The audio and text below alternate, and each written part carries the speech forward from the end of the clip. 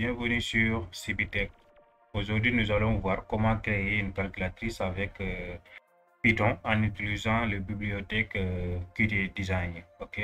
Alors, sans plus tarder, la dernière fois, nous avons vu à quoi ressemblait l'interface Qt Design. Nous avons fait un exemple d'où on a vu comment créer, par exemple, les multi-fenêtres, voilà, comment convertir ces fichiers en fichiers .py afin de gérer le côté code. Maintenant, aujourd'hui, nous allons faire un projet de calculatrice avec Python en utilisant cette bibliothèque Qt Design. Ok, la première chose qu'on va faire, comme d'habitude, on va choisir Main Windows d'abord. Voilà, donc on va cliquer sur Créer. Donc là, on va définir les tailles de notre fenêtre. Donc pour cela, on va venir ici à droite, Propriété. On va faire Rechercher max ici. C'est-à-dire, on va mettre la taille maximale de notre fenêtre ici. On va dire que c'est, puisque c'est une mini calculatrice, donc on peut prendre à peu près 300. Donc je vais essayer ça. 300 pour voir. Je crois que 300, ça va suffire. Bon, 300, c'est un peu petit, donc je vais un peu augmenter la hauteur de peut-être 500 pour voir ce que ça va donner. Bon, 500, c'est trop long aussi. Donc, je vais essayer de voir, de trouver une taille. Peut-être qu'on va utiliser 400 pour voir. Ok, je crois que ça va faire. C'est bon. On va utiliser cette fenêtre-là. On aura une taille maximale comme largeur 300 et comme hauteur, on aura 400. Ok, on va faire la même chose pour les tailles minimales. Comme ça, notre fenêtre va pas s'agrandir. Comme ça, on va utiliser ici 300. Et pour la hauteur, on va lui donner 400. Voilà, comme ça. Voilà, notre fenêtre, voilà, va plus être grand ou petit. Donc, ça va rester avec ces dimensions qu'on a données. Donc, on va venir ici à droite, on va enlever les menu bar. On n'a pas besoin du menu bar ici et les statuts bar aussi. On va les supprimer. On va changer le titre ici. On va venir ici, on va mettre title. Le titre ici, on va dire calculatrice. Ok, on va dire calculatrice. Voilà, c'est bon. Alors, la première chose qu'on va faire, donc ici, on va positionner d'abord nos boutons, c'est-à-dire les boutons numériques, voilà, et aussi les opérateurs, voilà, et en fait, de mettre ici, le résultat et d'afficher le résultat ici. Donc, la première chose qu'on va faire, on va d'abord mettre un line edit ici. Donc, c'est le line edit qui va récupérer le résultat ici. Donc, on va le positionner comme ça. Voilà, peut-être la taille là, comme ça. Ok, voilà, je crois que la taille comme ça, c'est bon. Donc voilà notre line edit ici. Donc on va renommer ça, le nom du variable, et on va dire résultat. Ça, ce sera le nom de notre variable résultat. Voilà, c'est bon. Maintenant, on va placer nos boutons ici. Donc pour les boutons, donc on va venir ici, on va dire pouce bouton. Voilà, pouce bouton qui est là. Donc je vais placer un premier bouton ici. Je vais redimensionner ça comme ça et je vais le placer ici. Donc je vais venir modifier texte ici. Je vais mettre d'abord div. Parfait. Donc je reviens modifier le style. Comme ça, je vais choisir une couleur. Par exemple, je sais pas, je vais utiliser quelle couleur pour les div. Peut-être je vais utiliser cette zone là. Papa, je clique sur appliquer. Voilà, c'est bon. Je crois que ça c'est bon comme ça. Donc je vais un peu augmenter la taille.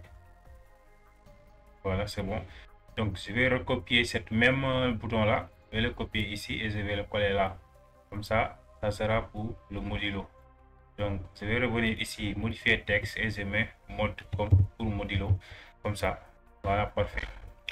Donc là, je vais faire modifier liste feuille de style et je vais changer le couleur des écritures ici. La couleur des écritures ici pour le fond, je vais utiliser Roboto. Je vais chercher Roboto parce que je vais utiliser Roboto Black. Voilà, ça est là, Roboto Black. Bien, je vais prendre Roboto Bold comme ça et j'augmente un peu la taille à pouce, je sélectionne. Je vais ajouter aussi une couleur. Je vais utiliser une couleur bleue. Et je clique sur valider. Donc la couleur bleue là, c'est pas trop visible. Donc je vais changer cette couleur là. Je vais venir sur modifier feuille de style. Je vais enlever cette couleur. Je vais mettre... bon, je vais laisser la couleur comme ça. Modifier ça. Modifier style. Couleur, je vais choisir noir pour voir. Style color comme ça.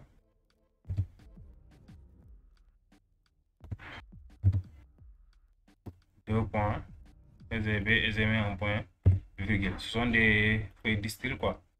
Comme CSS. Je clique sur appliquer, je clique sur OK. Bon, jusqu'à présent, il faut de style ou bien je vais essayer de voir pourquoi ça n'a pas fonctionné. Donc, je vais enlever tout ça. Je vais cliquer sur appliquer, je clique sur OK. Voilà, c'est bon. Maintenant, je vais refaire ça. Je vais faire modifier feuille de style. Ajouter une background color ici. Et je vais utiliser cette zone là. Je clique sur sélectionner et je clique sur appliquer. Voilà, c'est bon. Je vais laisser ça comme ça. Donc là, je vais ajouter, je vais copier encore le bouton ici. CTRL C, CTRL V, voilà. C'est bon. Là, on aura modifié texte, la division ici. C'est bon. On va faire la même chose. CTRL C, CTRL V. Encore. Encore. C'est bon. Et là, on va modifier ici et on va changer le signe multiplication. Ici, on aura moins. Et ici, on aura plus. OK. Là, pareil. On va faire modifier le texte et ici, on aura égal. Donc, je vais faire la même chose pour le reste des boutons. Donc, je vais mettre la vidéo en pause. Comme ça, une fois que je termine de faire le design, donc, on va se retrouver. OK. Voilà, j'ai terminé de faire l'interface du calculatrice, hein, comme vous pouvez le voir. Donc, voilà le résultat final de ce qu'on devait avoir comme design du calculatrice. OK. Maintenant, il nous reste de coder la partie code. Donc, pour cela, donc, on va d'abord, donc, moi, je l'ai déjà enregistré. Donc, il faudra d'abord l'enregistrer dans le dossier que vous voulez. Comme ça, après, vous allez vous rendre dans ce dossier-là pour pouvoir convertir cette design-là en code Python. Parce que je vous rappelle que actuellement, c'est un fichier qui est destination.ui, donc c'est-à-dire la vectorité designer.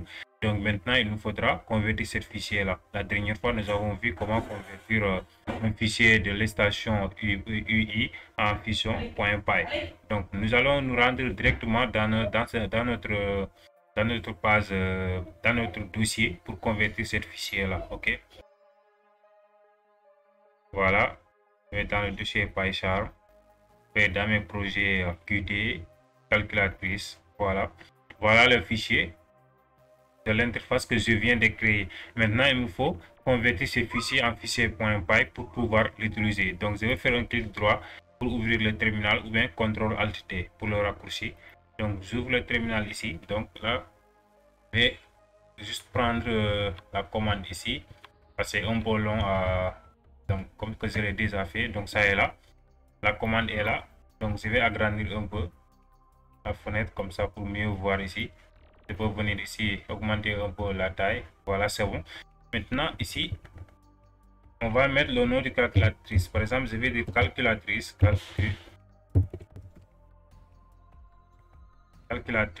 OK, .py.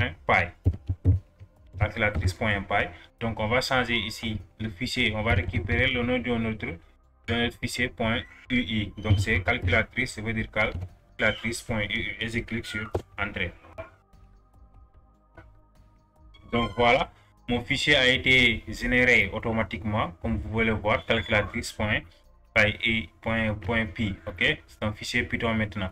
Donc je peux ouvrir mon calculatrice avec Visual Studio Code.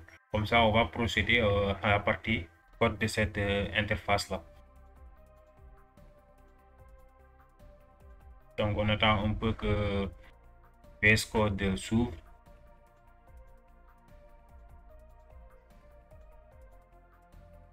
Ok, parfait.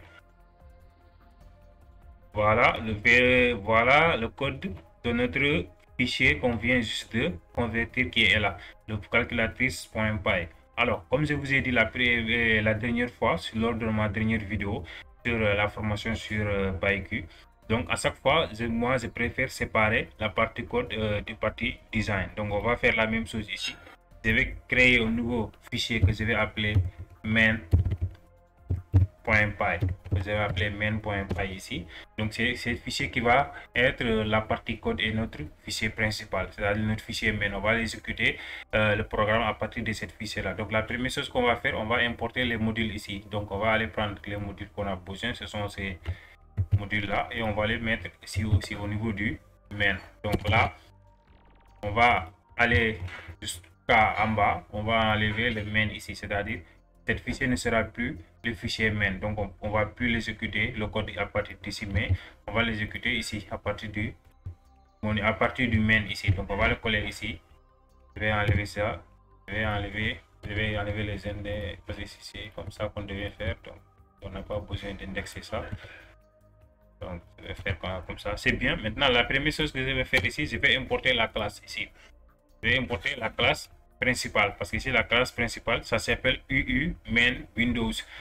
C'est cette partie là, c'est cette classe qui contient tous nos codes. Donc je vais l'importer au niveau du main. Pour cela je vais dire from, le nom c'est calculatrice, le nom du fichier où se trouve le main c'est calculatrice.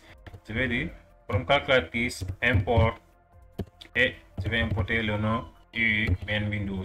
Donc maintenant c'est le fichier main qui est notre fichier main. Donc si je clique sur exécuter ici, vous allez voir, ça va exécuter directement notre calculatrice. Vous voyez, voilà notre calculatrice qui est là. Donc comme vous voyez pour l'instant, donc on ne peut rien saisir pour l'instant parce qu'on n'a pas encore configuré les boutons.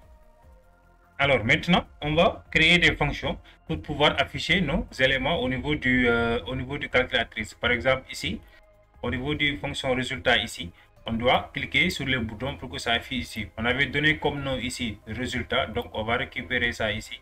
Donc on va venir là, je vais fermer ici. Je vais dire def, notre première fonction, ça sera affiche 1. C'est-à-dire on va afficher d'abord 1. On va dire def affiche 1 égale entre parenthèses 2 points. Ici, qu'est-ce qu'on va faire ici? On va appeler le nom du résultat ici. C'est le résultat qui va récupérer. On va dire uu.résultat.setText. Comme ça. .setText. Entre parenthèses, ici on va dire 1. C'est-à-dire ici on va récupérer le 1 ici. C'est une erreur là, ok. Voilà, c'est comme ça. C'est def affiche 1. Après on va dire uu.résultat.setText 1. C'est-à-dire ici, cet résultat là va récupérer l'opérateur 1 ici. Donc on va aller exécuter notre fonction ici. Pour exécuter la fonction, on va venir ici, on va dire uu. Le nom du bouton ici c'est quoi? C'est P1. On va dire P1. Cliquette. C'est-à-dire si on clique sur ce bouton là, c'est-à-dire .cliquette. .connect. Et là on va exécuter notre fonction. Notre fonction s'appelle quoi? C'est affiche 1. Et on va appeler la fonction affiche 1. Donc on va aller tester ça pour voir. Si je clique ici sur 1, donc on voit que ça passe, mais ça remplace le 1 et lui-même si je reclique sur 1. Donc normalement je devais avoir 11, 111, ainsi de suite, ainsi de suite. Donc pour cela on doit changer notre fonction. Pour changer cela, on va venir ici. On va, après ce texte là, on va mettre, je vais enlever le 1 ici, comme ça pour mieux voir. On va dire uu.résultat. On va incrémenter ça. On va dire .text. C'est-à-dire, on va récupérer ce qu'on va saisir. .text. Entre parenthèses. Maintenant, à l'entrée des parenthèses, on va sortir. On va dire plus. Et ici, on va mettre 1. Là, on va dire 1. Donc là, si je réexécute le code, vous allez voir que maintenant le 1 va se répéter. Donc, c'est comme ça qu'on va faire pour le reste des boutons. Donc, et aussi, il faudra qu'on recense encore notre fonction. Pourquoi? Parce que là, si on laisse la fonction comme ça et qu'on on effectue les calculs, donc à chaque fois qu'on clique sur, par exemple, le résultat on est égal, donc si on clique sur 5, ça ne va pas remplacer, par exemple, ce qui est à l'intérieur de notre résultat ici. Donc, pour cela, on va utiliser une condition. On va créer d'abord une variable ici. On va dire variable OK qui est égal à, par exemple, true. Donc, si c'est vrai. Donc là, on va utiliser des conditions. On va dire quoi? On va dire global. On va d'abord déclarer que cette variable, c'est une variable globale. On va dire OK. Voilà, c'est bon. Et là, on va cliquer sur, on va créer des fonctions et on va mettre notre résultat ici. Donc, je vais couper ça. Donc, je vais dire if, entre parenthèses, OK, égale à true, 2 points. Donc là, il va exécuter cette code-là. Sinon, on va dire else, ici, sinon else, 2 points. Donc là, il ne va plus incrémenter le 1. On va dire uu.setText tout simplement. uu.résultat.setText entre parenthèses. Et ici, on va récupérer uniquement 1. Et on va changer la variable et la valeur de notre variable OK qui va être égale à true encore ici. Voilà, parfait. Donc, on va exécuter notre code. Donc, pour l'instant, tout fonctionne bien. Voilà, maintenant, on va faire la même chose pour le reste des boutons. Donc, je vais mettre en pause la vidéo parce que donc c'est cette méthode-là qu'on va faire pour tous les boutons. Donc, on va faire pour tous les boutons de 0 à 9, 10 points pour récupérer ici tous les éléments ici. Je vais exécuter le code. Donc, on va faire la même chose pour le div, pour le modulo. Voilà les parenthèses, les 1, les numériques qui sont là, les opérateurs. Donc, on va après, c'est après qu'on va faire pour. On va faire la même chose aussi pour le AC, les del, c'est-à-dire si on clique sur le AC et le del, après on va créer cette fonction-là après la pause. OK? Donc, je vais mettre la vidéo en pause et je vais refaire ça. Voilà, c'est bon. J'ai fini de remplir, tous les boutons. Comme vous pouvez le remarquer, c'est la même fonction qu'on a utilisée. Def affiche 1 ici, def affiche 2, vous voyez, def affiche 3, def affiche 4, def affiche 5, def affiche 6, hein, def affiche 7, def affiche 8, def affiche 9, ok, def affiche 0 pour le point aussi. Donc, pour la division ici, la soustraction, la multiplication, l'addition. Donc ici, c'est la même fonction qu'on va utiliser pour afficher tous ces éléments-là. Et là, on vient ici et on exécute ici notre code. C'est ici qu'on va exécuter nos fonctions ici. On va les exécuter ici. Donc là, je vais venir sur le terminal ici ou bien je clique ici sur Play. Donc, vous voyez, si je clique sur les éléments, donc on voit que tous les éléments s'affichent ici.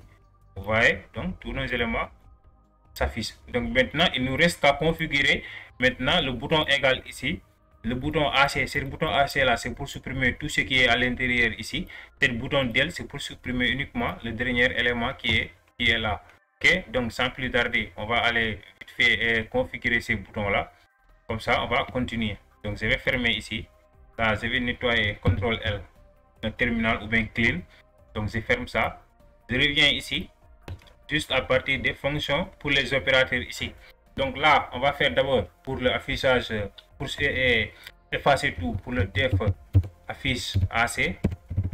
On va dire def affiche AC, entre parenthèses, 2 points. Ici, c'est simple, hein? On va juste dire uu.résultat.setText,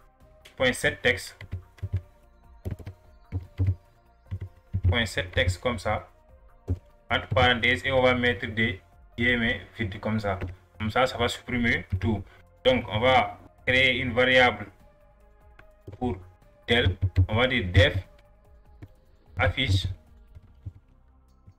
comme ça, del. Def affiche del, entre parenthèses, 2 points. Et ici, on va dire uu.résultat encore, .setText.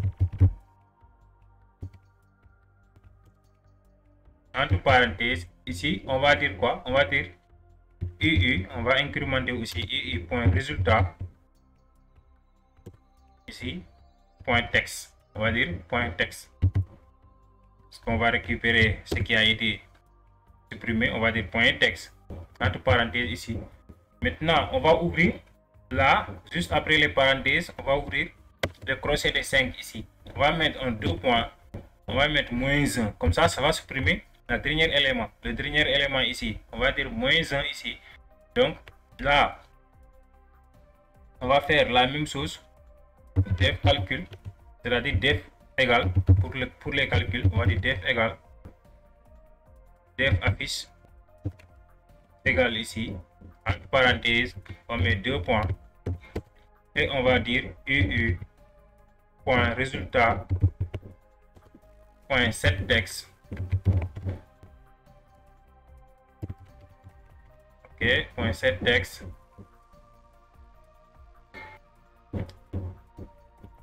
Ok.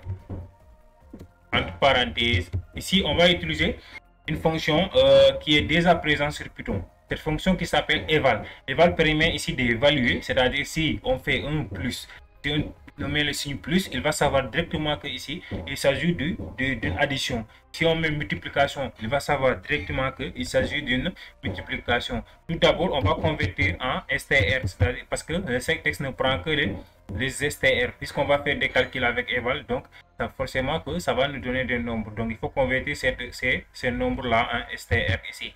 Donc on va avoir des STR entre parenthèses et on va appeler la fonction R, eval. Cet eval là, on va le mettre ici entre parenthèses. Qu'est-ce qu'on va évaluer? Ce qu'on va saisir dans les résultats. Donc on va dire UU point résultat point texte ici. Donc c'est aussi simple que ça, et on ouvre les parenthèses. Voilà comment faire des calculs avec Python ici. Donc avec cette fonction eval là, il va nous permettre, si on fait 1 plus 1, il va savoir directement que là, il doit faire un calcul. Donc là, on a converti ce résultat-là en STR pour pouvoir l'afficher au niveau du résultat, sinon ça ne va pas fonctionner.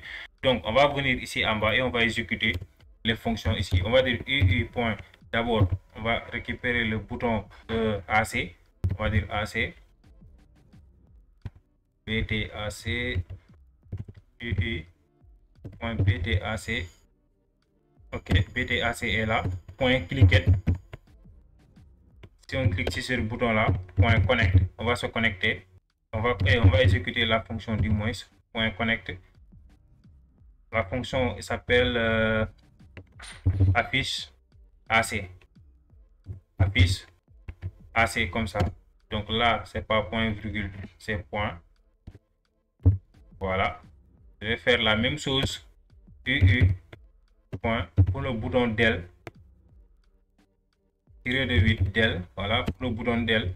Point cliquer. C'est-à-dire si je clique sur ce bouton là, point connect, je vais exécuter la fonction affiche del.